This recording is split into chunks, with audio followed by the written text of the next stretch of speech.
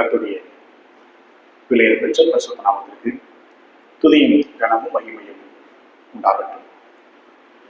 இந்த நாளில் கூட நாம் மறுபடியுமாக தேவனுடைய சமூகத்தில் அமர்ந்து கர்த்தருடைய வார்த்தையை கற்றுக்கொள்ளும்படியாய் நமக்கு நம்முடைய தேவன் அளித்த நல்ல கிருபைகளுக்காக நல்ல தருணத்திற்காக நம்ம நன்றி செலுத்துவோம். நாம் போன வாரத்தோடு பவுலடிகளார் எழுதிய எபேசியர் நிருபத்தை நம்ம என்ன செஞ்சோம்னா முடிச்சோம். ஒரு சில மாதங்களாகவே பவுலடிகளார் எழுதிய நிருபங்களை 1 கொரிந்தியரிலிருந்து நம்ம ஆரம்பிச்சோம். 1 கொரிந்தியர் 2 கொரிந்தியர் நம்ம ஆரம்பிச்சு கலாத்தியர் எபேசியரோடு முடித்திருக்கிறோம். ஆக்சுவலி இன்னைக்கு அதுக்கு தொடர்ச்சியாக பிலிப்பியர் தான் இனி எடுக்கலாம் அப்படின்னு நான் யோசித்தேன். இடையில கொஞ்ச நாள் மட்டும் என்ன செய்யலாம் அப்படின்னா இந்த நிறுவனங்களை படிக்கிறது ரொம்ப முக்கியம் தான், அப்படிதான் படிக்க போறோம். ஆனாலும் சில மாதங்கள் ஒரு 3-4 மாதங்கள் மாத்திரம் வேதாகமத்தில் இருக்கிறதான கதாபாத்திரங்கள், பைபிள் கேரக்டர் ஸ்டடின்னு சொல்லுவாங்க ஆங்கிலத்துல. வேதாகமத்தில் இருக்கிறதான சில கதாபாத்திரங்கள், கர்த்தருடைய தாசமார்கள், கர்த்தருக்காக ஊழியம் செய்த அநேக தேவனுடைய பிள்ளைகளுடைய பெயர்கள் இந்த வேதாகமத்தில் இருக்குது, அவருடைய வாழ்க்கை வரலாறு இருக்குது. பொதுவா நீங்க பாத்தீங்க அப்படின்னா வேதாகமத்துல ஏறக்குறைய 3237 பேர் இருக்கு. அதாவது ஆதியாகமத்திலிருந்து கடைசி புஸ்தகம் வரைக்கும் நீங்க நம்ம கவுண்ட் பண்ணி பார்த்தோம் அப்படின்னா வேதாகமத்தில் இருக்கக்கூடிய பெயர்கள் மட்டும் நீங்க பாத்தீங்கன்னா ஏறக்குறைய 3237 பேர்கள் இருக்குது. இத்தனை பெயர்களையும் நம்ம படிக்கணும் அப்படின்னா இத்தனை பேருடைய வம்சங்களை குறித்தோ இல்லை இத்தனை பேருடைய வரலாறு நிறைய கிடையாது. சிலருடைய ஒரு பெயர் மட்டும்தான் இருக்கும். அது இல்லாதபடிக்கு நீங்க பாத்தீங்க அப்படின்னா சில மனிதர்களுடைய வாழ்க்கையை பற்றி வேதாகமத்துல நிறையவே சொல்லப்பட்டிருக்கு. நம்ம முதல் புஸ்தகத்துல நீங்க படிச்சு பாத்தீங்க அப்படின்னா சொல்லப்பட்ட எல்லா பெயர்களும் மிக முக்கியம் வாய்ந்ததுதான். வேதத்துல வாசிக்கிறோம் அல்லவா, வேத வாக்கியங்கள் எல்லாமே வேதத்துல இருக்கிற எல்லா வார்த்தைகளும் மிக மிக முக்கியமானதுதான். ஒருவேளை வம்ச வரலாறை பத்தி போட்டிருப்பாங்க, இவனை பெற்றான் என்றெல்லாம் ஒரு சில அதிகாரங்கள் அடி போகும். இது என்ன சும்மா இடையில இப்படி இருக்குதே நம்ம யோசிக்க கூடாது. ஏன் அப்படின்னா அதற்கு ஒரு காரணம் இருக்குது. அதுல இருந்து சில விஷயங்களை கற்றுக்கொள்வதற்கும் இந்த வம்சங்களை நம்ம கண்டுபிடிப்பதற்கும் ஆவியானவர் எழுதி வச்சிருக்கிறார். அப்ப இந்த ஒவ்வொரு பெயர்களுமே மிக முக்கியம் வாய்ந்ததுதான். ஆனா நம்ம எல்லா பெயர்களும் படிக்க போறதில்லை. அது செலக்டடான ஒரு சில மனிதர்களை குறித்து மாத்திரம் என்ன செய்யப்படும் என்றால் நம்ம படிக்க போகிறோம். இதுல நீங்க பாத்தீங்க அப்படின்னா இந்த நம்முடைய பைபிள்ல வேதாகமத்திலே ஒரு மனுஷனுடைய பெயர், அதாவது ஒரு பெயர் பொதுவாக அதிகமான நபர்கள் தங்களுக்கு அந்த பெயரை வச்சுக்கிட்டாங்க. நீங்க சொல்லுங்களேன், அதிகமான நபர்கள் வைத்துக்கொண்ட ஒரு பெயர், ஃபேமஸான பேர், இந்த பேர் தான் நிறைய பேர் வச்சிருந்தாங்க. இந்த பைபிள்ல அந்த பேர் தான் அதிகமாக இடம்பெற்றிருக்கு. நிறைய பேருக்கு அவருடைய பிள்ளைகளை பெற்றெடுத்து இந்த பேர் வச்சிட்டாங்க. இப்ப இந்த ஒரு பெயர் தான் வேதாகமத்திலேயே அதிகமான நபர்கள் வைத்துக் கொண்ட பெயர். என்ன பேர் தெரியுமா? எது? இல்ல, சகரியா. சகரியா என்ற பெயர் ஏறக்குறைய 31 பேருக்கு இருக்கு. நீங்க படிச்சு பாத்தீங்கன்னா வேதாகமத்தில் படித்து பார்க்கல என்றால் 31 பேர் இந்த ஒரு பேர் வச்சிருக்கிறாங்க. 37 நபர்கள் வேதாகமத்தில் இடம்பெற்றிருக்கிறதான கதாபாத்திரங்கள், கர்த்தருடைய அந்த பிள்ளைகள் 31 பேருக்கு இந்த பேர் இருக்கு. ஒரே பேர் சகரியா. இந்த சகரியாவுக்கு அடுத்த பேர் பாத்தீங்க அப்படின்னா இது ரொம்ப ஈஸி. யாரு? யோசேப்பு. இந்த யோசேப்பு என்ற பெயர் 13 இடத்துல படிக்க, 13 பேருக்கு இருக்குன்னு படிக்க முடியும். நம்ம புதிய ஏற்பாட்டிலே நீங்க பாத்தீங்கன்னா இயேசு கிறிஸ்துவனுடைய தகப்பனார் பேர் யோசேப்பு இருக்கும். இயேசுவை அடக்கம் பண்ண அடிமைத்தியாக யோசேப்பு இருக்கும். அப்புறம் பழைய ஏற்பாட்டு முக்கியமான கதாபாத்திரம் யோசேப்பு இருக்கும். இப்படி நீங்க யோசேப்பு மட்டும் எடுத்தீங்க அப்படின்னா ஏறக்குறைய 13 பேருக்கு அந்த ஒரு பேர் இருக்கு. இது 2வது இடம். 3வது பாத்தீங்கன்னா யோவான். இந்த பேர் ரொம்ப ஃபேமஸ். ஏறக்குறைய 5 பேருக்கு 5 பேர்கள் இந்த பேர் வச்சிருக்கிறாங்க. இயேசுவோடு கூட இருந்த சீசர்கள் ஒருவனா இருக்கிற யோவான் இருக்கிறார். அப்ப அப்போஸ்தலனாகிய பவுலடியார் கூட ஊழியம் செய்த உடன் ஊழியர் ஆகிய ஒரு யோவான் இருக்கிறார். இப்படி இந்த யோவான் மட்டும் நீங்க எடுத்துக்கிட்டீங்க அப்படின்னா ஏறக்குறைய 5 பேருக்கு இந்த பேர் இருக்கு. ஓகேயா? இதெல்லாம் நீங்க அதாவது இந்த பெயர்களுக்கு அப்ப அவ்வளவு உயிர் இருக்குன்னு அர்த்தம். இப்ப இந்த கதாபாத்திரங்களும் வேதாகமத்தில் இடம்பெற்றிருக்கிற சில மனிதர்களை குறித்து அறிந்து கொள்வது மிக மிக நல்லது. இந்த வேதாகமத்திலேயே மிக நீண்ட பெயர் ஒருத்தர் வச்சிருந்தார், ஒருத்தருக்கு இருக்கிற பெரிய நீளமான பேர் அதுதான். என்ன பேரு? இப்ப நம்ம பேர்லாம் ரொம்ப 6 லெட்டர்ல 7 லெட்டர்ல இருக்கும். நீங்கள் வேதாகமத்திலே இடம்பெற்றிருக்கிற பெயர்களிலேயே இந்த பேர் தான் பெருசு இருக்கிறதுலயே. எந்த புத்தகத்துல தெரியுமா? ஏசாயா 8வது அதிகாரம் 1ஆம் வசனத்துல இருக்குது. மகேர் சலால் அஸ்பாஸ் அப்படின்னு இருக்கும். மகேர் சலால் அஸ்பாஸ். அது பார்த்தீங்கன்னா ஒரு பெரிய நீண்ட பெட்டிமா இருக்கும், ரயில் பெட்டிமா இருக்கும், பெரிய ஒரு பெயர். வேதாகமத்திலே நீண்ட பெயர் கொண்ட ஒரு பெயர் யாருக்கு வச்சிருந்தாங்க அப்படின்னா, ஏசாயா 8ஆம் அதிகாரம் 1ஆம் வசனத்துல இருக்கிற மகேர் சலால் அஸ்பாஸ் என்பதற்கு இருக்கும். வேதாகமத்திலே சின்ன பேர் எது தெரியுமா? இருக்கிற சின்ன பெயர் தான், இருக்கிற குட்டி பேர் இருக்கும். குட்டி பேர் ஏசுங்கிறது அது கூட கொஞ்சம் நீளம் தான். அது இந்த ஏ போட்டா இருக்கு, ஆனா நம்ம இந்த ஈ வரும். ஓகே, இருக்கிற ரொம்ப சின்ன பேர் பாத்தீங்க அப்படின்னா ஷார்டஸ்ட் நேம் வந்து 2 ராஜாக்கள் 17:4 இருக்கும். சோ, வெறும் சோ, ஒரு லெட்டர் தான், ஒரே ஒரு லெட்டர். சோ, எகிப்தினுடைய ராஜா பேர் சோன்னு இருக்கும். ஓகே, மிக நீண்ட பெயர் இதுதான் மகேர் சலால் அஸ்பாஸ். மிக சிறிய பெயர் பாத்தீங்கன்னா சோ, அவ்வளவுதான். இருக்கிறதுலே ரொம்ப குட்டியான வந்து எகிப்திய ராஜா பேர் இது. இப்படி இந்த பெயர்களை பத்தி நம்ம படிக்க போனா அது ரொம்ப சுவாரஸ்யமா இருக்கும்.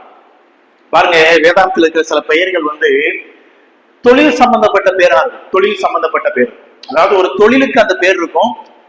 அந்த தொழிலையே தனக்கு பேரை வச்சுக்கிடுவாங்க. அது பாத்தீங்க அப்படின்னா அர்கிப்பஸ் அப்படின்னு ஒருத்தர் எங்க இருக்கிறாரு, கொலோசியர் நிறுவனத்துல இருப்பார்ல, அர்கிப்பஸ்ங்கிறது. அர்கிப்பஸ் அப்படின்னாலே என்னன்னா குதிரைகளின் மேலாளர் அர்த்தம். இந்த குதிரைகளின் மேலாளர் தான் கிரேக்க வார்த்தையில இருக்குது. நமக்கு அது நமக்கு அந்த மொழியாக்கம் பண்ணும் பொழுது அர்கிப்பஸ். அர்கிப்பஸ் என்று சொன்னாலே இந்த தொழிலை குறிக்கூடிய குதிரைகளின் மேலாளர் என்று சொல்லப்படுகிறது. கொலோசியர் 4ஆம் அதிகாரம் 17ஆம் வசனத்துல இருக்கு. ஆசா, ஆசா அப்படின்னா மருத்துவர் அர்த்தம். நிறைய பேர் பாத்தீங்கன்னா ஆசா லேடிஸ் பேர் நினைச்சுவாங்கன்னா பெண்களுக்கு வச்சிருவாங்க. கிறிஸ்டின்ஸ் ஆக்சுவலி அது வந்து ஒரு ஆண் பெயர், ஆண்களுக்கு வைக்கப்படுற பேர். ஆசாங்கிற ஒரு கிங், ஒரு ராஜா, பயங்கரமான ஒரு ராஜா, நம்ம இஸ்ரவேலை ஆண்டு கொண்ட ஒரு மன்னர். இந்த ஆசாங்க அந்த பேருக்கு அர்த்தம் என்னன்னு கேட்டீங்கன்னா மருத்துவர் அப்படின்னு அர்த்தம். 2 ராஜாக்கள் 15ஆம் அதிகாரம் 11ஆம் வசனம். இப்படி தொழில் சம்பந்தப்பட்ட பெயர்களை சிலர் வச்சிருப்பாங்க. அதே போல சில பெயர்கள் தீர்க்க தரிசன முக்கியத்துவம் வாய்ந்த பெயரா இருக்கும். நம்ம இப்ப சொன்ன பாத்தீங்களா, ஏசாயா 8:1 மகேர் சலால் அஸ்பாஸ் அப்படின்னா என்ன அர்த்தம் கேட்டீங்க அப்படின்னா, எல்லாம் விரைவாக கொள்ளை கொள்ளப்படும் அப்படின்னு அர்த்தம். பேரும் பெருசு, அவருடைய அர்த்தம் பெருசு. எல்லாம் விரைவாக கொள்ளை கொள்ளப்படும் அர்த்தம். அதாவது இந்த பேரை தேவன் அந்த வச்சதோட பேரை அர்த்தம் என்னன்னு கேட்டீங்க அப்படின்னா, ஒரு தீர்க்கதரிசன நிறைவேறல் வரப்போகுது, அதனால இந்த பேர் எடுக்கிறார். இந்த பெயரே இஸ்ரவேல் ஜனங்களுக்கு எதை காட்டணும் அப்படின்னு கேட்டீங்கன்னா, இது எல்லாமே ஒரு நாள் என்ன செய்ய போகுது அப்படின்னா கொள்ளை கொள்ள பட போகிறது. இதை பிரதிபலிக்கும் விதமா அந்த மனுஷனுக்கு பேரை வச்சு அவனை செஞ்சா அந்த வீதிகளை சுற்றிட்டு இருந்தார். அப்ப ஒரு தீர்க்கதரிசனம் நிறைவேறுவதற்காக சில பெயர்களை செஞ்சாங்க, வச்சிருந்தாங்க. நீங்கள் இந்த சோயார் யாசு அப்படின்னு ஒருத்தர் இருக்கிறார்கள், அதே ஏசாயா 7ஆம் அதிகாரம் 3ஆம் வசனத்திலே இது எஞ்சியோர் திரும்பி வருவார்கள் அப்படின்னு அர்த்தம். சோயார் யாசு இந்த பேர்கள்லாம் கேள்விப்பட்டிருக்கீங்களா? ரெகுலரா படிச்சவங்க, அந்த ரெகுலரா அது படிக்கிறவங்க அந்த பேர் அப்ப அட்லீஸ்ட் ஒரு முறையாக நம்ம பார்த்திருப்போம். சோயார் யாசு இவரும் அதே ஏசாயாவில் தான் வராரு. இஸ்ரவேல் ஜனங்களுக்கு முன்னாடி இந்த பேரை விட்டு நீ போப்பா அப்படிங்கிறார். ஏன்னா ஒரு பக்கம் எல்லாம் கொள்ளை கொள்ளப்படும் சொல்லி திரிந்து கொண்டிருந்த ஒரு மனுஷன், இன்னொரு மனிதனை பார்க்கும்போது ஜனங்கள் கொஞ்சம் ஓகே ஆறுதல் அடைஞ்சுக்கிறாங்க. நம்ம என்ன செய்வோம்னா எஞ்சியோர் திரும்பி வருவார்கள் அர்த்தம். இந்த தீர்க்கதரிசனம் நிறைவேறுதலோடு சில பேர் வச்சிருந்தாங்க. அதே போல ஒரு பேர் ஆண்களும் வச்சிருந்தாங்க, பெண்களும் வச்சிருந்தாங்க. அப்படிப்பட்ட பேர்கள் நிறைய பேர் இருக்கு. ஆண்களுக்கு அந்த பேரு தான், பெண்களுக்கும் அந்த பேரு தான். இப்ப நம்ம தமிழ்நாட்டுல கூட நம்ம கலாச்சாரங்களோட பாத்தீங்கன்னா அன்பு அப்படின்னு இருக்கும். அது நிறைய பேர் லேடிஸும் வச்சிருப்பாங்க, சில பேர் ஜென்ஸும் வச்சிருப்பாங்க. புரியுதுல உங்களுக்கு? இந்த மாதிரி நிறைய பேர்கள் சொல்லிட்டே போறோம். இப்படி அதே போல வேதாந்தம் நீங்க பாத்தீங்கன்னா ஒரே பெயர், ஆனா ஆண்களுக்கும் உண்டு பெண்களுக்கும் உண்டு. நீங்க அபியாயே அப்படிங்கிற ஒருத்தர் எஸ்தர் புஸ்தகத்திலே 2ஆம் அதிகாரம் 15ஆம் வசனத்துல வரும். அபியாயே இது ஆக்சுவலா ஒரு ஆண்.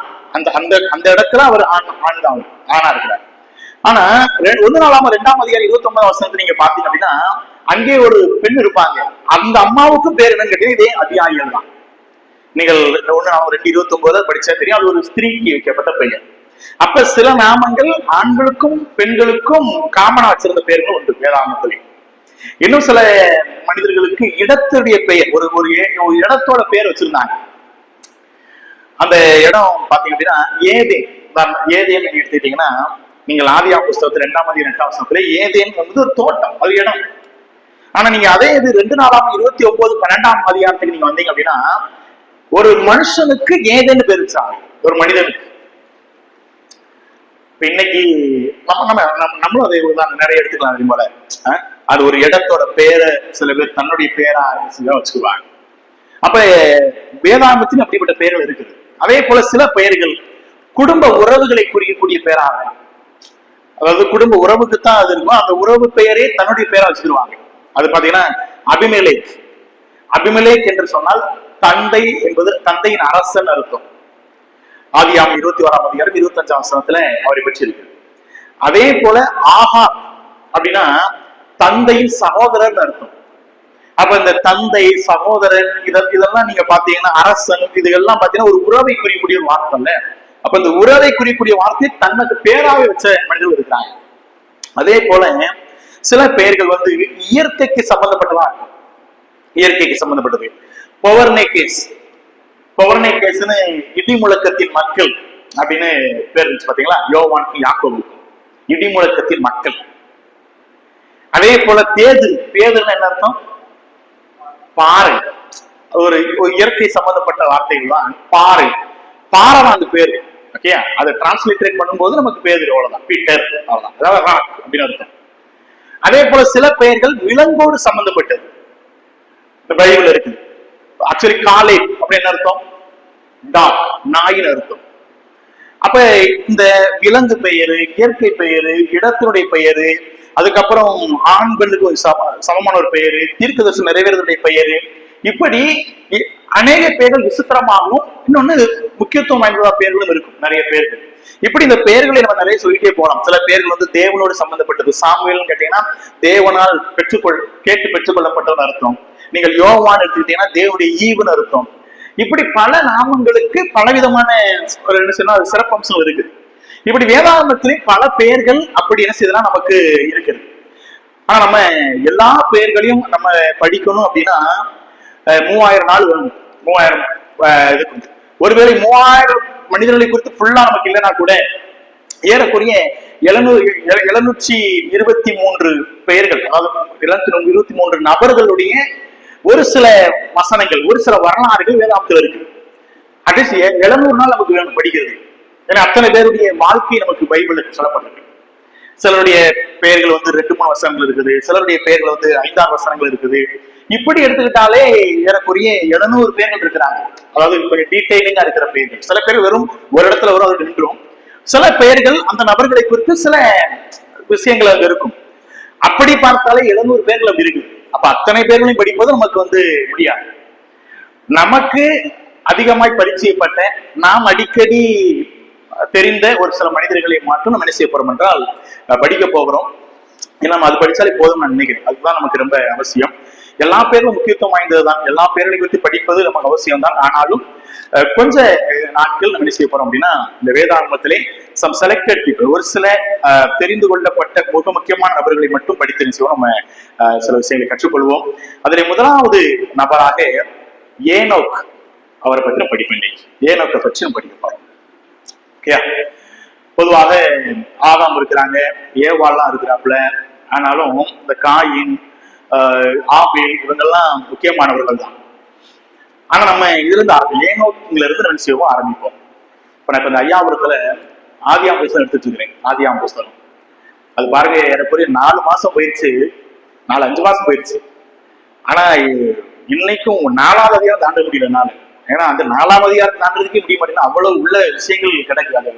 அதாவது ஆதியாம் புஸ்தகம் படிக்கணும், அது வந்து போகும் போல ஒரு வருஷ கணக்கா போகும் போல. ஏன்னா அதை படிச்சு அதை அவங்களுக்கு வியாக்கியம் சொல்லும் பொழுது அதுல இருக்கிற பல விஷயங்கள் வந்து ரொம்ப ஆச்சரியமாகவும் ரொம்ப அழகாவும் இருக்குது. அதை நம்ம அதாவது அது முக்கியமான நபர்கள் தான்.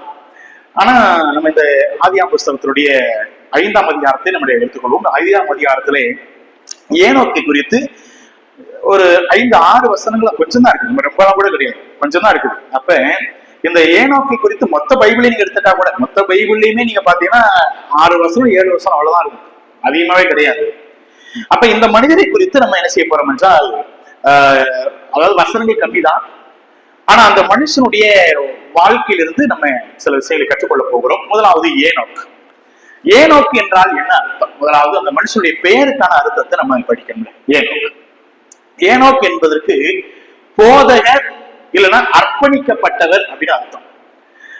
போதகர்ங்கிற பேரும் அந்த அவருக்கு அர்த்தம் கொள்ளும், இல்லைன்னா அர்ப்பணிக்கப்பட்டவர். இது ரெண்டுமே இந்த ஏனோக் என்ற பெயருக்கான அர்த்தமாக இருக்கிறது. நீங்க இந்த ஆதியாகமம் 5ஆம் அதிகாரத்திலிருந்து அதுக்கு முன்னாடி உள்ள அதிகாரம் நீங்க பாத்தீங்க அப்படின்னா, அதுக்கு முன்னாடி 2 ஏனோக் வந்திருப்பாங்க. முதலாவது 4ஆம் அதிகாரம் 17ஆம் அதிகாரத்தில் வரக்கூடிய ஒரு ஏனோக்.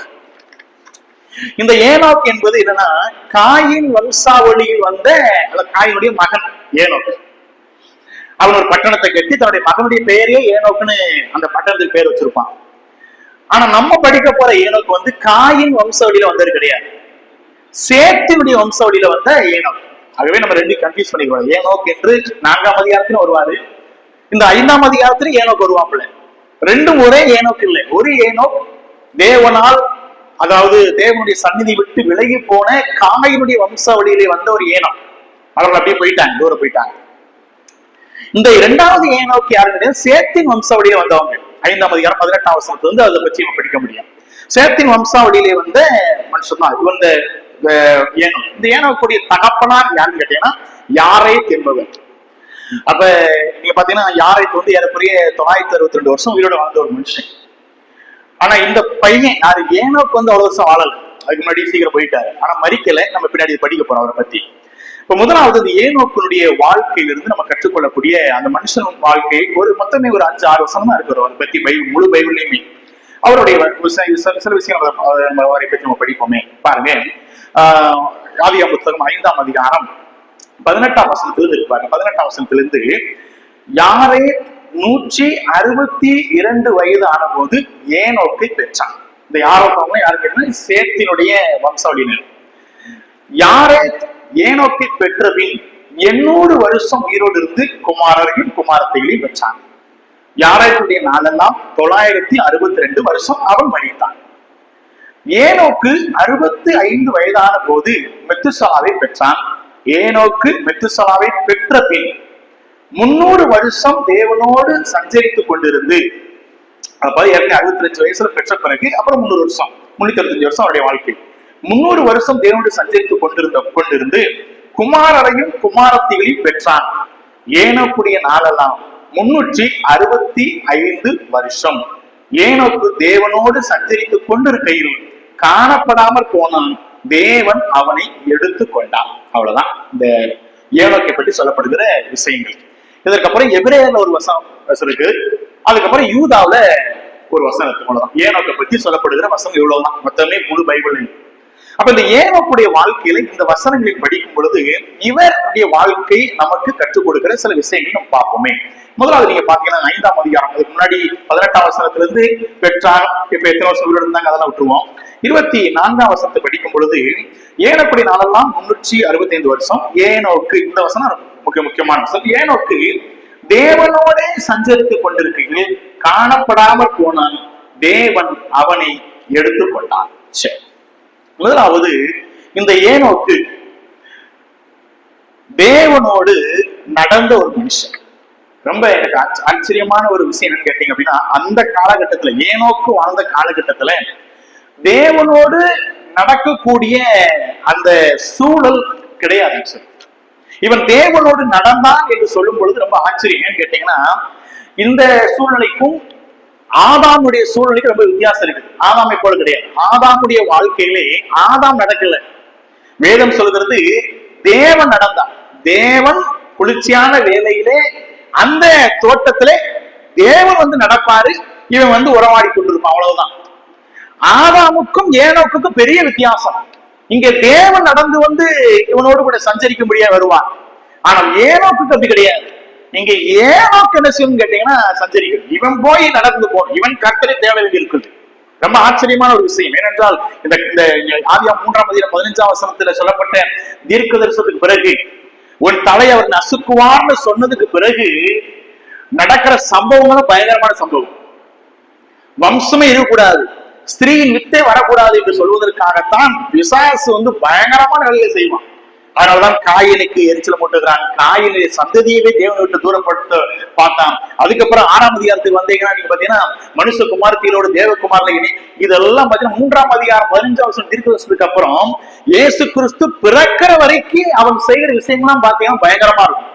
எப்படியும் தன் தலை நசுக்கப்படக்கூடாது என்பதற்காக போடுகிற திட்டத்தை எல்லாம் தேவன் எப்படி முறியடிக்கிறார், இவன் என்னெல்லாம் திட்டம் போடுகிறான், என்ன நடக்கிறது, இதுதான் முழு சருத்தம். ஆதி ஆமத்திலிருந்து நீங்க மல்கியா வரைக்கும் மத்திய வரைக்கும் பாத்தீங்க அப்படின்னா இந்த 2 பேருக்கும் நடக்கக்கூடிய பெரிய ஒரு போர் மாதிரி தான் இருக்கு. இந்த 3:15 கண்ணெடுத்து நீங்க படிச்சு பாத்தீங்கன்னா முழு வேதம் ரொம்ப சுவாரஸ்யமா இருக்கும், ரொம்ப அற்புதமா இருக்கும். இதை நிறைவேற்றுவதற்கு தேவன் செய்யக்கூடிய சில திட்டங்கள், இது நிறைவேற்ற விடக்கூடாது என்பதற்காக பிசாசு செய்யற சில திட்டங்கள், இதுதான் நீங்க முழு பழைய ஏற்பாட்டை படிக்க முடியும். இந்த இடத்துல நீங்க பாத்தீங்கன்னா ஏனோக்கு நடப்பதற்கு சான்ஸே கிடையாது. ஏன்னா அந்த உலகம் அப்படிப்பட்ட கெட்டுப்போன உலகம். இந்த உலகத்துல இந்த வேதம் சொல்கிறது இந்த ஏனோக்கு தேவனோடு நடந்தான் என்று பார்க்கிறோம். அப்ப முதலாவது இந்த வார்த்தையிலிருந்து நான் கற்றுக்கொள்ளக்கூடிய சில விஷயங்கள் நீங்க பாத்தீங்கன்னா ஏனோக்கு தேவனோடு நடக்க விரும்பினான். அதான் ரொம்ப அந்த வார்த்தை ரொம்ப ஒரு பவர்ஃபுல்லான வார்த்தை. அவன் எதனாலும் செலக்ட் பண்ணிருக்கலாம். அவன் நடப்பதற்கு சில நிறைய விஷயங்கள் இருக்குது, யாரோட நடந்திருக்கலாம் அவன். ஆனா அவன் டிசைட் பண்ணது என்னன்னு கேட்டீங்கன்னா தேவனோடு நடக்கணும் விரும்பினா பாத்தீங்களா, அது பெரிய ஆச்சு. பாவரைந்த காரியம், இருள் சூழ்ந்த ஒரு சமுதாயம், அப்படிப்பட்ட இடத்துல இருந்தாங்க. பாவம் தலைவிரித்து ஆடுகளுடைய ஒரு காரியம் தான் நடந்துச்சு. ஏன்னா இந்த ஒரு அதிகாரம் கழிச்சு பாத்தீங்க அப்படின்னா பூமியில மனுஷரை உண்டாக்குறதுக்கா கர்த்தர் துக்கப்படுகிற அளவுக்கு போயிட்டாருன்னா எவ்வளவு பாவம் பெரியது பாருங்க. அவ்வளவு பெருக்கம் நிறைந்த பாவம் இருக்கிற ஒரு உலகத்திலேயே இந்த மனுஷன் ஒரு காரியத்தை விரும்பணும். அதான் முக்கியம். எதை விரும்பினான்னு கேட்டீங்க அப்படின்னா தேவனோடு நடக்க விரும்பினான். பாத்தீங்களா, அதே பெரிய ஆச்சரியம். அவன் நடந்தான், அவ்வளவுதான், சிம்பிளா ஒரு வார்த்தை போயிடுச்சு. ஆனா அவருடைய விருப்பத்தை பாருங்களேன், ரொம்ப அற்புதமான விருப்பம். அதுதான் முக்கியம். தன் விருப்பப்படி அல்ல, அது கூட தேவன் என்ன விரும்புகிறாரோ அவர் விருப்பப்படி இவன் நடந்தான். அதான் ஆச்சரியம். ஏனோக்கின் காலத்துலதான் நம்மளை போல நிறைய பெரிய பெரிய ஈவுகள் கிடைக்கல அவனுக்கெல்லாம். ஜனங்கள் எப்படி பெருகினாங்க, அவருடைய கத்தரை ஆராய்ச்சாங்க, அவ்வளவுதான். ஒரு சில கூட்டம் சேர்த்தினுடைய வம்சாவளிகள் எல்லாம் பாத்தீங்கன்னா கத்தரை தொழுது விழ ஆரம்பிச்சாங்க, அவ்வளவுதான். ஆனா எல்லாரும் பெர்ஃபெக்டாலாம் கிடையாது, அதை பின்னாடி படிக்க முடியாதெல்லாம். ஆனா அதன் மத்தியிலே ஒரு மனிதன் தேவனோடு ஐக்கியமாய் நடக்கிறான். பாத்தீங்களா, அது நடக்கணும் கேட்டீங்கன்னா ஃபர்ஸ்ட் விரும்பணும். நடக்கும், யாரோட நடக்க போறவங்க விரும்பணும்ல. இவன் விரும்பலாம் யாரோட நடக்கணும், தேவனோடு நடக்கவா இல்ல வேற இன்னொரு சாய்ஸ் இருக்கு, வேற அவன் செலக்ட் பண்ணிக்கலாம். ஆனா தேவனோடு நடக்க விரும்பினான். அப்ப நடக்கும் பொழுது கூட பாருங்க தன் விருப்பப்படி கிடையாது, தேவன் விரும்பினபடி அவன் நடந்தான். அதான் ரொம்ப முக்கியம். அதைத்தான் அப்போஸ்தலனாகிய பேதுரு கூட தன்னுடைய நிருபத்துல சொல்வார், விசுவாசிகளாக இருக்கிற நமக்கு கூட சொல்வாரு, தேவனோடு நடக்கணும் என்று சொல்வதெல்லாம் சாதாரண விஷயம் கிடையாதுப்பா. நான் நடக்கிறது கிடையாது, தேவன் விரும்புறது நடக்கும், அதான் முக்கியம்.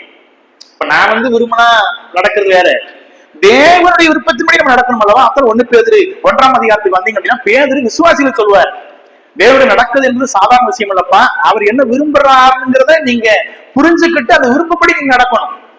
1 பேதுரு 1ஆம் அதிகாரம் 13ஆம் வசனத்துல நீங்க பாத்தீங்க அப்படின்னா தேவன் எப்படிப்பட்ட ஒரு நடக்கை விரும்புகிறாருங்கிறத அவரு சொல்றாரு. பாத்தீங்களா, எப்படி அவருடைய விருப்பத்தை நம்ம புரிஞ்சுக்கிட்டு நடக்கணும்.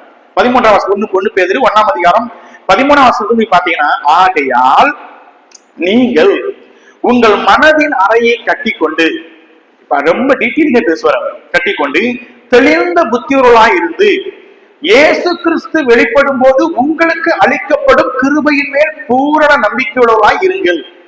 நீங்கள் முன்னே உங்கள் அறியாமையினாலே கொண்டிருந்த இச்சைகளின்படி இனி நடவாமல் கீழ்ப்படுகிற பிள்ளைகளாய் இருந்து உங்களை அழைத்தவர் பரிசுத்தராய் இருப்பது போல நீங்களும் உங்கள் நடக்கைகள் எல்லாவற்றிலையும் பரிசுத்தராய் இருங்கள். நான் பரிசுத்த, ஆகையால் நீங்களும் பரிசுத்தராய் இருங்கள் என்று எழுதியிருக்கிறது. அப்ப நான் நடக்க ஆரம்பிக்கணும் அப்படின்னா ஏன் இஷ்டப்படி நடக்கிறது கிடையாது. நடக்கை, ஒரு கிறிஸ்தவ நடக்கை என்பது தேவனோடு நடக்க தீர்மானிக்கும் பொழுது, சஞ்சரிக்க நம்ம தீர்மானிக்கும் பொழுது நான் விரும்புறபடி என்னுடைய ஆவிக்குரிய வாழ்க்கை அமைத்துக் கொள்வது கிடையாது. தேவன் என்ன விரும்புறாரு, கர்த்தர் நான் இப்படி நடக்கணும்னு அவர் விரும்புறாரு. அப்ப அதன்படியா நடக்கணும் ஒழிய என் இஷ்டப்படி நடப்பது அல்ல. இங்கதான் ஏனோக்குடைய வாழ்க்கை நம்ம கற்றுக் கொடுக்கிற பாடம் அதுதான். அவன் தேவனோடு நடந்தான் என்று சொல்லும் பொழுது அவன் முதலாவது நடக்க விரும்பினான், தேவனோடு நடக்க விரும்பினான். அந்த விருப்பம் கூட தன் விருப்பத்தின்படி அல்ல, தேவன் என்ன விரும்புறோம் அதன்படி நடந்தான். அது மாத்திரமல்ல, அங்க வேதம் சொல்கிறது மெத்துசாலை பெற்ற பின்பு. ஒரு பிள்ளை மட்டும் கிடையாது அவனுக்கு. நீங்க படிச்சு பாருங்களேன், அநேக பிள்ளைகளை பெற்றெடுக்கிற குமாரன் பெற்றெடுக்கிற அம்மாதான், பிள்ளைகளை பெற்றெடுக்கிற அம்மாதான். குடும்பம் இருக்குது, அவனுக்கு மனைவி இருக்கிறாங்க, பிள்ளைகள் இருக்கிறாங்க, நல்ல குடும்பம் இருக்கிறாங்க. தன் குடும்பம் இருக்கும் போதே தேவனோடு நடப்பதற்கு அந்த குடும்பம் தடையாக இருக்குது. அந்த குடும்பம் உதவியா இருந்துச்சு. பெற்ற பிறகுதான் 300 வருஷம் நடக்கிறான். அது ஒரு நாள் 2 நாள் இல்லையா, பாருங்க எத்தனை நாளா 300 வருஷம் ஒருத்தன் தேவனோடு கூட நடக்கணும் அப்படின்னா அப்ப எவ்வளவு சப்போர்ட்டிவா ஃபேமிலி இருக்கு. ஃபேமிலி தடையாவே இல்லை அவனுக்கு. அவன் குடும்பத்தை அவன் தடையா பார்க்கவே இல்லை. குடும்பம் இருக்கும் போதே தேவனோடு நடக்கிறான். தேவனோடு நடக்க விரும்பினது ஒரு பக்கம் அந்த நடக்கையில் இருக்குது. இரண்டாவது, அவன் சுற்றி இருக்கிற உறவுகள், சொந்தங்கள், அந்த குடும்பங்கள் ஒரு நாளும் அவன் நடப்பதற்கு தடையா இல்லை. அது ரொம்ப முக்கியம் நம்முடைய வாழ்க்கையில் கூட. அது மாத்திரமல்ல, இவன் நடந்தான் என்று சொல்லும் பொழுது அவன் முன்னும் பின்னும் அல்ல, அவர் முன்னாடி பின்னாடி அப்படி கிடையாது, அவருடைய அடிச்சுவடுகளே நடக்கிறான். அவர் இருப்பாரு, அவர் பேசுவார். அவருடைய அதே நடக்கை, அதே அடிச்சுவடுகளை பின்பற்ற ஒரு மனுஷனா இருந்தார். ஒரே மனம். நீங்கள் ஆமோஸ் தீர்க்கதரிசி 3ஆம் அதிகாரம் 3ஆம் வசனத்தை படிச்சு பார்க்கும் பொழுது சொல்வார்ல, அதாவது 2 பேரு நடந்து போகணும், 2 பேர் நடக்கணும் அப்படின்னா, ஒன்னா நடக்கணும் அப்படின்னா இருவருக்குள்ள என்ன இருக்குன்னா ஒரு மனம் இருக்கணும்னு ஆமோஸ் 3ஆம் அதிகாரம் 3ஆம் வசனம் சொல்லுங்க. பாத்தீங்களா, ஒரு மனம் இருக்கு. ஒரு மனம் இல்லாத இருக்கிற இடத்துல இருவர் கூடி நடப்பது அது முடியாத காரியம். அப்ப ஏனோக்கு தேவனோடு நடந்து சொல்லும் பொழுது ஏனோக்குடைய மனம் தேவனுடைய மனம் ரெண்டுமே ஒத்து போச்சு. ஒரு மனம் இருந்தால் அங்கே நடக்க முடியும், நடக்க முடியாது. அது ரொம்ப அது ஃபெயிலியரா இருக்கும், அந்த ஐக்கியம் ஃபெயிலியரா இருக்கும். ஆனா இங்க ஏனோக்கு 300 வருஷம் நடந்தான், அவருடைய விருப்பப்படி நடந்தான், குடும்பம் தடையில்லாதபடி நடந்தான். அது மாத்திரமல்ல, இங்க வேதம் சொல்கிறது ஒரு மனப்பாடோடு நடந்தான். தேவனுடைய மனதை இவன் புரிந்து கொண்டான். கர்த்தருடைய மனமும் இங்க தேவன் நடக்கிறார், இவன் நடக்கிறான். 2 பேருடைய மனமும் ஒரு மனப்பட்டதா இருக்கு. ஒரு மனம் இல்லாம நடக்க முடியாது, ஒன்னா இருக்க முடியாது. ஒரு மனம் இல்லாத இடத்துல அது ஒண்ணு இருக்காது. அப்ப இந்த ஒரு மனம் இருந்ததுனாலே இருவராலும் 300 வருஷம் நடக்க முடியுச்சு. அப்ப முதலாவது தேவனோடு ஐக்கியமாய் நடந்த ஒரு மனுஷன் தான் யாருன்னு கேட்டீங்கன்னா இந்த ஏனோக்கு. ஐக்கியமாய் நடக்கிறான், இது ரொம்ப முக்கியம். தேவனோடு சும்மா ஒரு வாழ்க்கை வாழ்ந்தாயா, சும்மா அது ஆவிக்குரிய வாழ்க்கை வாழ்ந்தான் அப்படி கிடையாது. தேவனோடு அவன் ஐக்கியப்பட்டு நடந்தான். இந்த ஐக்கியத்தில் இந்த விஷயங்களா இருக்கு. ஆதாமுக்கு கிடைச்ச ஒரு சிலாக்கி கூட இவனுக்கு கிடையாது. இவன் நடக்க ஆரம்பிப்பு கர்த்தர் வருவார், இவன் தேவனோடு நடந்தான், அவ்வளவுதான். ஆனா ஆதாமுக்கு தேவனே வந்தார். இவன் விரும்புகிறான் பாருங்க, ரொம்ப அற்புதகரமான மனுஷன். விரும்பினான், ரொம்ப அற்புதம். தேவனை விரும்ப, கர்த்தரோடு கூட நடக்கணும் விரும்பினான். எதையுமே தடையா வச்சுக்கலாம் எப்பயுமே. அது மாத்திரமல்ல, அவருடைய அடிச்சுவடுகளை பின்பற்றியே நடந்தாங்க. அதனாலதான் 2 பேருக்கும் அந்த ஒரு மனம் இருந்ததுனால சரியான ஒரு நடக்கை அவரால் 300 வருஷம் நடக்க முடிச்சு. அது மாத்திரம் இவனுடைய நடக்கையை பற்றி படிக்கும் பொழுது தேவனுடைய நடந்தான், சஞ்சரித்துக் கொண்டிருந்தான் என்று சொல்லும் பொழுது தேவனுடைய ஐக்கியமாய் நடந்தது மாத்திரமல்ல, தேவனுக்கு பிரியமாய் நடந்தாங்க. பிரியமாய் நடந்தான். நீங்கள் எபிரேயர் நிருபத்துக்கு நீங்க வந்தீங்கன்னா 11ஆம் வசனம் 5ஆம் வசனம் 11ஆம் அதிகாரம் 5ஆம் வசனம் அதான் சொல்லுது பாத்தீங்களா. எபிரேயர் 11 5ஆம் வசனத்தை நீங்க பாத்தீங்க அப்படின்னா 11ஆம் அதிகாரம் 5ஆம் வசனத்திலே விசுவாசத்தினாலே, அந்த வார்த்தை ரொம்ப பவர்ஃபுல்லான வார்த்தை, விசுவாசத்தினாலே ஏனோக்கு மரணத்தை காணாதபடிக்கு எடுத்துக் கொள்ளப்பட்டான். தேவன் அவனை எடுத்துக் கொண்டபடியினாலே அவன் காணப்படாமல் போனான். ஏன்கிறதுக்கான சொல்றாரு, அவன் தேவனுக்கு பிரியமானவன் என்று அவன் எடுத்துக் கொள்ளப்படுவதற்கு முன்னமே செஞ்சுட்டான சாட்சி பெற்றான். அப்ப தேவனோடு ஐக்கியமாய் நடந்தது மாத்திரமல்ல, தேவனுக்கு பிரியமாவும் நடந்தான். ரொம்ப முக்கியம். உலகத்திலிருந்து பிரித்தெடுக்கப்பட்ட ஒரு வாழ்க்கையை வாழ்ந்தான். ஆதாம் 7th ஜெனரேஷன், 7வது தலைமுறை தான் இல்லை. ஆதாமே ஒரு விழுந்து போன மனுஷன் தான், அவருடைய சந்ததி விழுந்து போனதுதான். எல்லாம் விழுந்து போன மனிதர்கள் மத்தியிலே பாவம் நிறைந்த சீர்குலைந்த உலகத்தின் வழியில நடக்காதபடிக்கு உலகமே சீர்குலைந்து போய் பாவத்தின் வழி நடந்துட்டு இருக்குது. எல்லாம் பாவத்தை தண்ணீர் போல பருகிட்டு இருக்கிறாங்க. அது மத்தியில இந்த மனுஷன் பரிசுத்தமா ஜீவிக்கணும், அதெல்லாம் பெரிய சவால். ஆக்சுவலி பயங்கர சவால். எனக்கு ஒரு சாதாரண விசுவாசினால என் சிந்தனையில கூட பாவம் இல்லாமல் இருக்க முடியுமான்னா இல்ல. நம்ம எவ்வளவுதான் பரிசுத்தமுள்ள ஒரு வாழ்க்கை இந்த பூமியில வாழ்ந்தாலும் கூட, ரொம்ப நம்ம கட்டுப்பாடோடு வாழ்ந்தாலும் கூட பல நேரங்கள்ல நம் தேவனுக்கு பிரியமில்லாத விஷயங்கள் நம்மளால திடீர்னு செய்ய முடியல. இந்த உலகம் நம்ம அப்படி பண்ணி வச்சிடும். நம்ம இன்னைக்கு சுற்றி நடக்கக்கூடிய எல்லா விஷயங்களும், இன்றைக்கு உலகம் போய்கொண்டிருக்கிற எல்லாமே நீங்க பாத்தீங்க அப்படின்னா, இந்த உலகத்திலே ஒரு பரிசுத்தமான வாழ்க்கை வாழ்வது கூடாத ஒரு காரியமா தான் இருக்கு. ஏன்னா நம்முடைய நண்பர்கள், நம்முடைய உறவுகள் மற்ற எல்லாரும் பண்ணிட்டு இருக்கிறாங்க. பண்ணும்பொழுது எனக்கு ஆட்டோமேட்டிக்கா அதை விட்டு ஒரு பிரித்தெடுக்கப்பட்ட வாழ்க்கை வாழ்வது ரொம்ப கஷ்டம். சரி, ஏன் அப்படி காலம் அப்படிதான் இருந்தான். சீர்குலைந்த உலகம். ஆனா சீர்குலைந்த உலகத்தினுடைய வழியில நடக்க மாட்டேன்னு தீர்மானம் பண்ணி தேவனுக்கு பிரியமா நடந்த பாத்தீங்களா? தேவ பக்தியற்றோர் ஒரு கூட்டம் பெருகிட்டு இருக்கிறாங்க. தேவனுக்கு கொஞ்சம் கூட பக்தி இல்லாம, பயம் இல்லாத ஒரு பெரிய கூட்டம் இந்த பக்கம் கூடிட்டு இருக்குது. அதன் மத்தியில ஒருத்தன் கத்தரோடு நடந்துட்டு இருக்கான்னு அது பாருங்களேன். உலகம் நம்ம பைத்தியக்காரனா பார்த்துருக்கு. நம்ம இவ்வளவு என்ஜாய் பண்ணிட்டு இருக்கிறோம், சந்தோஷம் வாழ்ந்துட்டு இருக்கிறோம். நம்ம இன்னைக்கு சாப்பிடுவோம், நம்ம சம்பாதிப்போம், நல்லா இருக்கும், அப்படி வாழ்க்கை போயிட்டு இருக்கும்போது இவன் மட்டும் என்னடா எப்ப பார்த்தாலும் கடவுள் கடவுள்னு தேவனை தேடிட்டு இருக்கிறாங்கன்னு சொல்லி இவனை வித்தியாசமா பார்த்திருப்பான். ஒருவேளை தேவனை மறந்த, தேவனுக்கு பயமில்லாத, அவபக்தி நிறைந்த ஒரு பெரிய கூட்டத்தின் மத்தியிலே இவன் தேவனுக்கு பிரியமாய் நடந்தான். அது முக்கியம். ஐக்கியம் ஒரு பக்கம், இன்னொரு பக்கம் பிரியமாவும் நடந்தான். அந்த பிரியமாய் நடப்பது ரொம்ப முக்கியம். பாவம் நிறைந்த இடத்தில், பாவம் நிறைந்த இந்த உலகத்துல தேவனுக்கு பிரியமாய் நடக்கும் பொழுது தேவன் எனக்கு பாதுகாப்பா என்னோடு கூட இருப்பான் என்ற நம்பிக்கையில தான் விஷயம் நடந்தான். இந்த உலகம் என்னை கரப்படுத்த முடியாது. கர்த்தரோடு கூட நெருங்க நெருங்க நெருங்க இவனுக்கு இந்த பாவத்தை அவன் வண்டியை வெறுக்க ஆரம்பிச்சான். அதான் நடந்தான். நடப்பது என்பது, நடப்பதுனாலே என்னன்னு கேட்டீங்க அப்படின்னா, அது ஒரு சீரான முன்னேற்றத்தை குறிக்குது. அதாவது நிக்கலாம், உட்கார்ந்துடல. நடந்தான் என்று சொல்லும் பொழுது 300 வருஷம் நடந்தான். 300 வருஷம் நடந்தான் என்று சொன்னாலே அது முன்னேற்றம் தானே, போயிட்டு இருக்கான்னு அர்த்தம். ஏதோ முன்னேறி போயிட்டு இருக்கிறான், அவ்வளவுதான். இன்னொன்னு அவனுக்கு இலக்கு தெரிஞ்சிருச்சு கரெக்டா. அது ஒரு இலக்கை பார்த்துட்டேன், அந்த இலக்கை அடைகிறதுக்கு நடந்தானே ஆகணும். நான் அந்த இடத்துக்கு போகணும் அப்படின்னா நடந்தா தான் போய் அங்க போய் சேர முடியும். அப்ப அவனுக்கு தெரிஞ்சிருச்சு நல்லாவே. ஒன்று அது ஒரு முன்னேற்றத்தை குறிக்கக்கூடிய ஒரு வார்த்தை. தேவனுடைய நடந்தான் என்று சொல்லும் பொழுது ஒரு முன்னேற்றம், அது உண்மைதான்.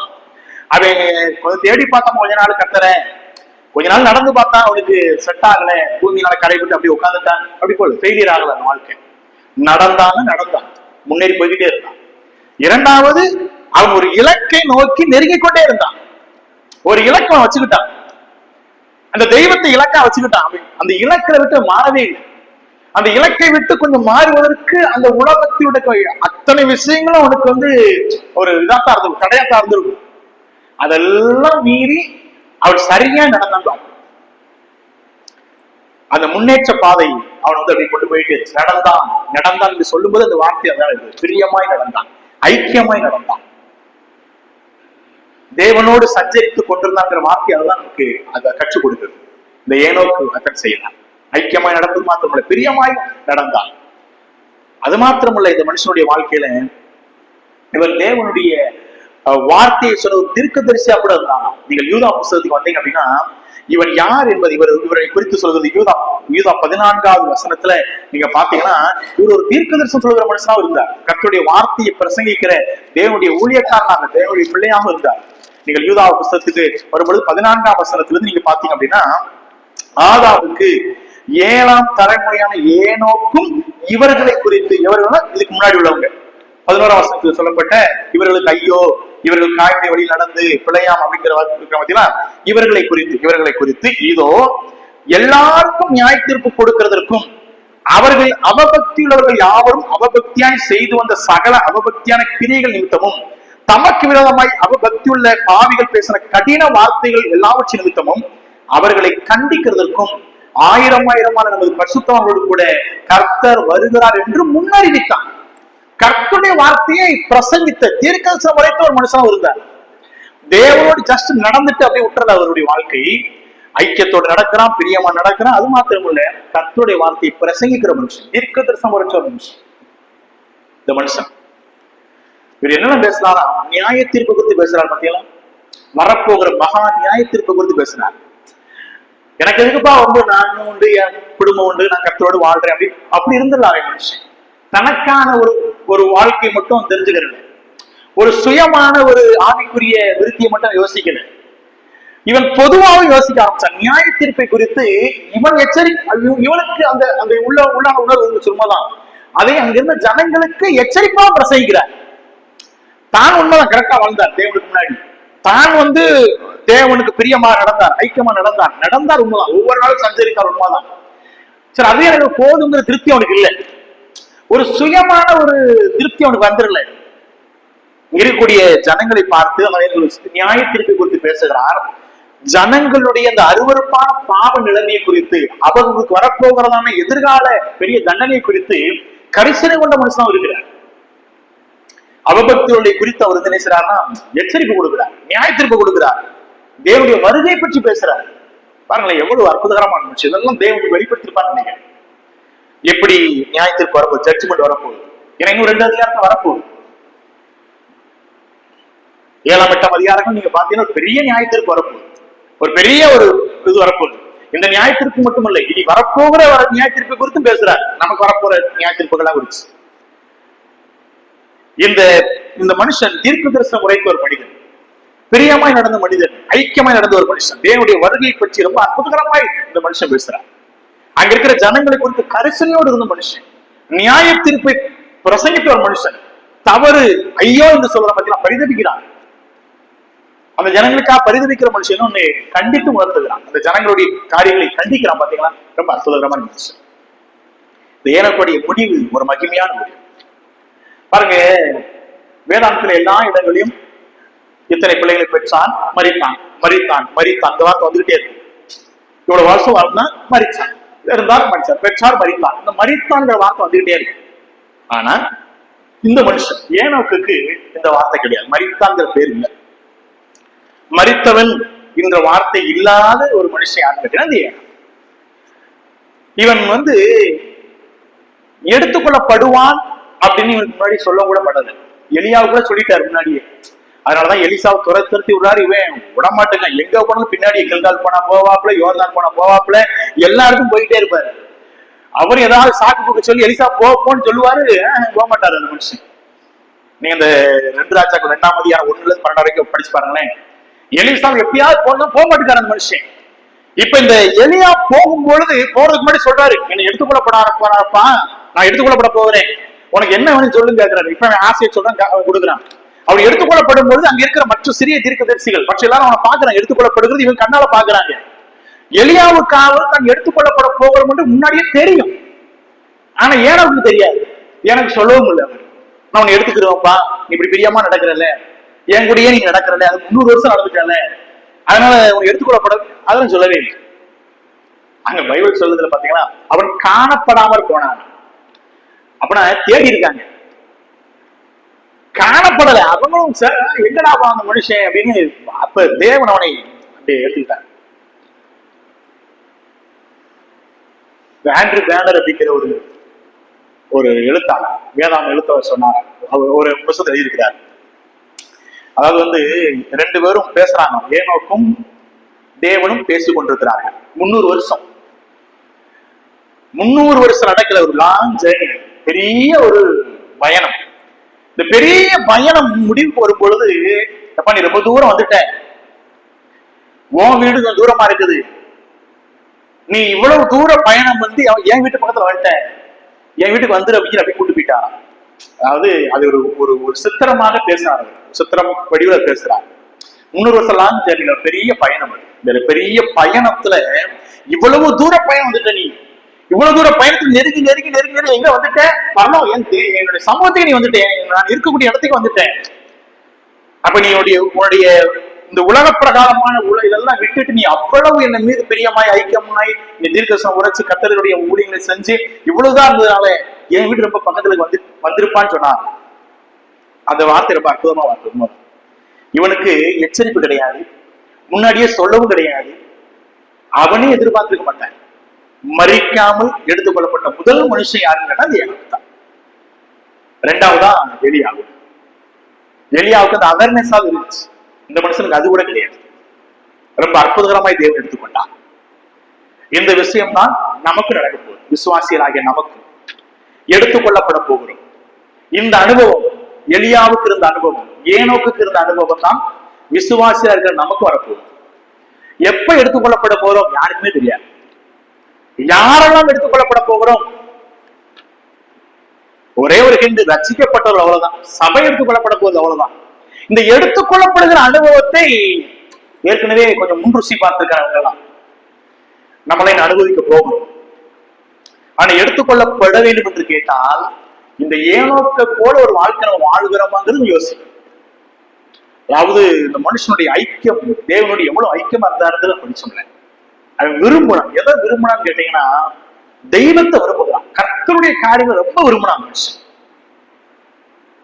இன்றைக்கு ஒரு விசுவாச வாழ்க்கை வாழ்கிறவருடைய வாழ்க்கையில பல நேரங்கள்ல கர்த்தரையும் அவருடைய காரியங்களையும் விரும்பாத விசுவாசிகள் நிறைய பெருகிட்டாங்க, நிறைய பெரியாச்சு. நம்ம தேவ பிள்ளைகள் சொன்னா கூட இந்த வேதத்தை கற்றுக்கொள்வதற்கோ இல்ல வேதத்தை வீட்டுல உட்கார்ந்து படிப்பதற்கோ ஜெபிப்பதற்கோ இல்ல தேவனுடைய நேரம் செலவிடுகிற கூடிய ஜனங்கள் எவ்வளவு பேர்னு பாத்தீங்கன்னா மிக மிக குறைவு. நம்ம அதிகமாய் விரும்புகிறது மனிதர்களோடு நேரம் செலவிடவோ, எனக்கு இருக்கிற சாதனங்கள் சில மின் சாதனங்கள் இருக்கு பாத்தீங்களா, அதோடு செலவிடுவோம். நிறைய உலகப்பிரகார காரியங்கள் நிறைய விரும்புவோம். ஆனா ஏனோக்கு எடுத்துக்கொள்ளப்பட்ட சொல்லும் பொழுது அது சாதாரண விஷயமே கிடையாது. எடுத்துக்கொள்ளப்படுகிறதுக்கான தகுதி அவருக்கு இருந்துச்சு. இன்னைக்கு நம்ம பல பேர் ரட்சிக்கப்பட்டோம் என்று ஒருவேளை நினைத்துக் கொண்டிருந்தாலும் கூட இந்த அனுபவம் நமக்கு இருக்கணும். கண்டிப்பா ஐக்கியத்தோடு நம் தேவனோடு கூட ஐக்கியம் எந்த அளவுக்கு இருக்கு. ஒரு நாளைக்கு எத்தனை முறை நம் தேவனோடு கூட நடக்கிறேன், எவ்வளவு தூரம் நடந்திருக்கு இது வரைக்கும். இன்னைக்கு என் பிள்ளை என் கூட நடக்குங்கிற அந்த ஆர்வத்தை நமக்கு கொடுத்திருக்கோமா தேவனுக்கு? அதே போல ஒரு பிரியமான ஒரு வாழ்க்கை, அவர் பிரியப்படுற அவர் விரும்புகிற ஒரு வாழ்க்கை. நான் நடந்து கொண்டே இருக்கிறேன், இல்லை நிப்பாட்டி இருக்கேன் எங்கேயாவது. நான் என்னுடைய ஆவிக்குரிய அந்த நடக்கையை நடக்க ஆரம்பிச்சு நடந்துதான் இருக்கிறேனா? நடந்தான் போகும். 300 வருஷம் நடந்தான் இந்த வார்த்தை நம்ம நடந்துட்டே இருக்கு. நியாயத்திற்கு குறித்து அவனுக்கும் எச்சரிப்பு, அவனும் அது ஜாக்கிரதையா இருந்தான். கர்த்தருடைய வருகையை குறித்து ரொம்ப ஜாக்கிரதையா இருந்தான். மற்றவர்கள் பிரசங்கிக்கிறான். இன்றைக்கு நம்முடைய வாழ்க்கையிலும் கூட நமக்கு இருக்கக்கூடிய ஒரு எச்சரிக்கை ரொம்ப முக்கியம். நாமும் அப்படி எச்சரிக்கப்பட்டதாய் காணப்படும். நம்மளை எடுத்துக்கொள்ளப்படும். 1 கொரிந்தியர் 15 இருக்கு பாத்தீங்களா? இது ஒரு பெரிய ரகசியத்தை சொல்ல போகிறேன். நம்மள மறிக்க போறது இல்லை, ஒரு இமை பொழுது ஒரு எல்லாம் மறுரூபமாக்கப்பட போறோம், எடுத்துக்கொள்ளப்பட போகிறேன். அப்ப இந்த எடுத்துக்கொள்ளப்படுகிற அனுபவமானது அந்த பரிசுத்தவான்கள் கிடைத்தது போலவே நமக்கு கண்டிப்பா ஒரு வரப்போகுது. நாம எடுத்துக்கொள்ளப்பட போகிறோம். அந்த பெரிய மகிமை, அந்த பெரிய ஆசீர்வாதம் ஒரே ஒரு விசுவாசம் என்ற ஒரு காரணத்தால் கிடைக்கிடுச்சு. இந்த வருஷம் 300 வருஷம் அப்படி இருந்ததுனால அவங்களுக்கு ஸ்லாக்கி கிடைச்சு. நமக்கோ அந்த ஒரு நிமிஷம் நம்ம எடுத்த முடிவு இயேசுவானவரை சொந்த ரட்சகரை ஏற்றுக்கொண்டோம்ல, அதன் அடிப்படையிலே நம்ம எல்லாரும் எடுத்துக்கொள்ளப்பட போகிறோம். எவ்வளவு ஸ்லாக்கி வச்சு நம்பலாம். ஆகவே இந்த ஏனோக் என்ற மனிதன், அவனை குறித்து ஒரு 5-6 வசனங்களும் பைபிள் இருந்தா கூட நம்ம கற்றுக் கொடுக்கிற பாடங்கள் மிக அற்புதகரமான பாடம். ஆகவே இந்த ஏனோக்கை போல நம்முடைய ஒரு வாழ்க்கையை கூட வாழ கத்தன் உதவி செய்யட்டும். கர்த்தர் வருகை ஒருவரை தாமதிக்கும் போது அடுத்த வாரம் இன்னொரு வேதாகம ஒரு மனிதனோடு கூட நம்ம நேரத்தை செலவிடுவோம். கர்த்தருடைய நாமம் மகிமைப்படட்டும். ஆமென். சொல்லுங்கள். எங்களை கிருபையா நேசிக்கிற நல்ல தகப்பனே, இந்த இரவு நேரத்திற்காக நமக்கு நன்றி செலுத்துகிறோம். வேதாகமத்திலே நீர் ஆண்டவரை பொறித்து வைத்திருக்கிற அநேக நபர்கள் எங்களுக்கு ஆண்டவரை முன்னோட்டமாக ஒரு வாழ்க்கை வாழ்ந்து போயிருக்கிறார்கள். இந்த வேதாகமத்தில் ஆண்டு நீர் பொறித்து வைத்திருக்கிற நாமங்கள் எல்லாம் ஆண்டவரே ஏதோ ஆண்டவரே அது அப்பிரயோஜனம் உள்ள பெயர்கள் அல்ல. எல்லாம் ஆண்டவரே ஒரு காரணத்தோடு உம்முடைய ஆண்டவரை அனாதி திட்டம் தீர்மானத்தின்படி எழுதப்பட்டிருக்கிறது. ஆண்டவரே பரிசுத்த ஆவியானவர் ஆண்டவரை அநேக தேவ பிள்ளைகளுக்கு நீர் ஏவப்பட்டு அவர் எழுதி வைத்திருக்கிறார்கள். அப்படி எழுதப்பட்ட அநேக பேருடைய வாழ்க்கைகள், அவருடைய காரியங்கள் எங்களுக்கு அந்த இன்றைக்கும் அது பிரயோஜனப்படும் என்று நாங்கள் நம்புகிறோம். அதை வாசிக்கிறோம், அதை தியானிக்கிறோம். ஆண்டவரே இன்று கூட ஆண்டவரை எனக்கு சிந்தித்தேன். ஏனக்கூடிய வாழ்க்கையை நாங்களும் ஒரு முறை சிந்திக்க பார்க்க எனக்கு கொடுத்த கிருபைகளுக்காக நன்றி. குடும்பமும் சமுதாயமும் பாவமறைந்த உலகமும் எதுவுமே ஆண்டவரை தேவனோடு நடப்பதற்கு அது தடையாக இல்லை. எங்களுடைய வாழ்க்கையில் கூட ஆண்டவரே இந்த எந்த ஒரு காரியம் ஆண்டவரே தடையில்லாமல் இருப்பதற்கு, தேவனோடு கூட நாங்களும் ஆண்டவரை ஸ்திரமாய் நடப்பதற்கு தேவனில் எனக்கு உதவி செய்யுங்க. தொடர்ந்து இன்றைக்கு ஆண்டவரை அநேகரால் வர முடியாத சூழ்நிலை, ஆனாலும் ஆண்டவரை பரிசுத்த ஆவியானவர் வந்த பிள்ளைகளோடு கூட பேசினது என்று நாங்கள் விசுவாசிக்கிறோம், நம்புகிறோம். ஆண்டவரை தொடர்ந்து அவரை அநேகர் கலந்து கொண்டு தேவனுடைய வார்த்தையை கற்றுக்கொண்டு இங்கிருந்து கடந்து செல்ல கர்த்தர் உதவி செய்யுங்க. நீர் வரும்பொழுது நாங்கள் எடுத்துக்கொள்ளப்படுவோம் என்ற நம்பிக்கை எனக்கு கொடுத்திருக்கிறேன். அதே நம்பிக்கையோடு நாங்கள் இங்கிருந்து கடந்து செல்ல போகிறோம். தேவி எங்களுக்கு கூட சதாக்கள் கூட இருந்து எங்களை ஆசீர்வதித்து எங்களை நடத்தபடியாய் கர்த்தரும் மீட்பரும் இரட்சகருமா இருக்கிறேன் இயேசு கிறிஸ்துவின் ஜெபிக்கிறோம் அன்பின் பரலோக பிதாவே. ஆமென்.